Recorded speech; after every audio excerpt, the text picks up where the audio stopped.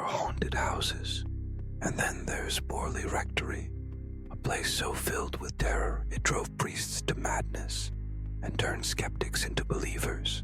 From phantom nuns to flying stones, this isn't just a ghost story.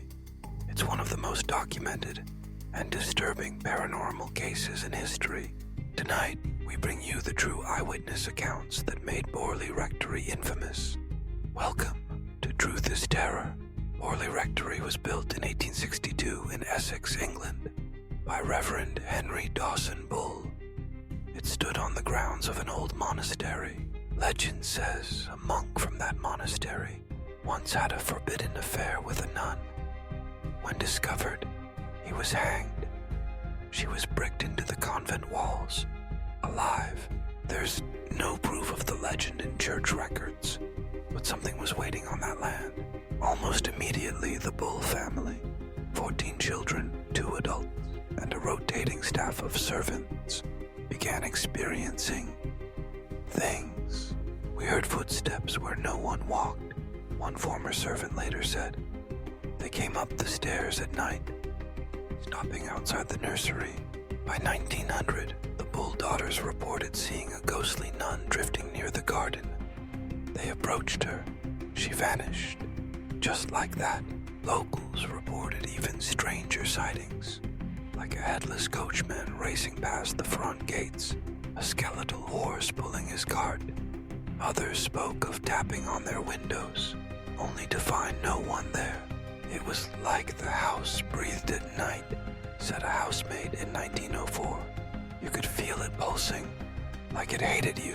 In 1927, Reverend Guy Eric Smith and his wife moved in. Within days, they uncovered a package wrapped in brown paper. Inside was a human skull. That was when it started, Mrs. Smith said. The lights would flicker violently, footsteps in the attic, and the bells. They rang by themselves all night long. With the activity increasing, the Smiths contacted the Daily Mirror.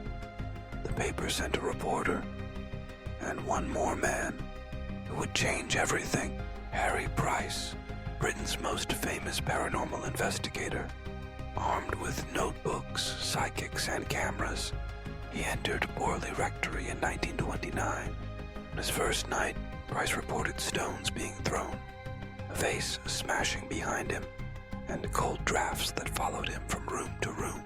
There was a presence in that house, he wrote, one that did not want me there. But critics noticed something strange. Activity only seemed to occur when Price was watching. In 1930, Reverend Lionel Foister, his wife Mary Ann, and their adopted daughter Adelaide moved in. Their 5 years inside the rectory were the most violent in its history. The bells rang every night, Mary Ann later said. Bottles flew across rooms. Lionel was hit in the face with a stone, and I was thrown from my bed, not pulled, thrown. Messages began appearing on the walls, scratched in childlike handwriting. Mary Ann, please help me. Rest me. Rest me. During one night, Adelaide was found locked inside a room that had no keyhole. No one could explain how she got in. Mary Ann later admitted she may have faked some events to distract from an affair, but other accounts, witnessed by Lionel, remained unexplained. Harry Price returned in 1937, this time renting the entire rectory for a year.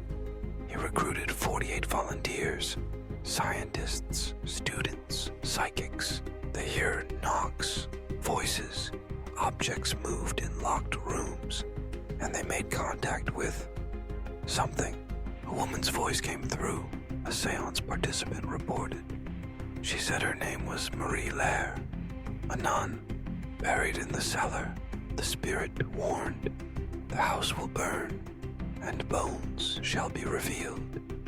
And she gave a date, March 27th, 1938. The house did not burn that night. Nearly a year later, on February 27th, 1939, Captain W.H. Gregson, new owner of the rectory, accidentally knocked over an oil lamp. The house caught fire. Eyewitness Miss Williams claimed she saw a nun watching from an upper window. As flames consumed the home, she didn't run, Miss Williams said. She just stared at me, eyes glowing. After the fire, Harry Price excavated the cellar and found bones. He believed they were human, a woman. The church disagreed, calling them big bones. The remains were buried. No ceremony, no peace. In 1956, the Society for Psychical Research published a report accusing Price of fabrication. They said his notes were flawed, his evidence weak. Some eyewitnesses retracted statements. Others remained firm. "I don't care what the researchers say," one volunteer said.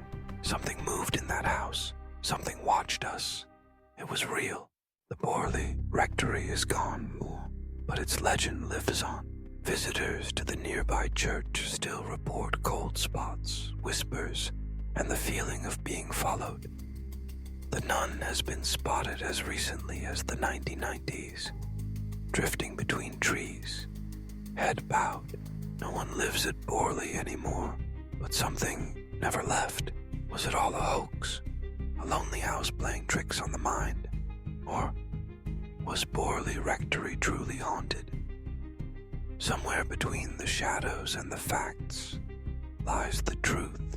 If you enjoyed this true story, don't forget to like, subscribe, and turn on the bell icon. Because here at Truth is Terror, we don't just tell stories, we bring the darkness to light.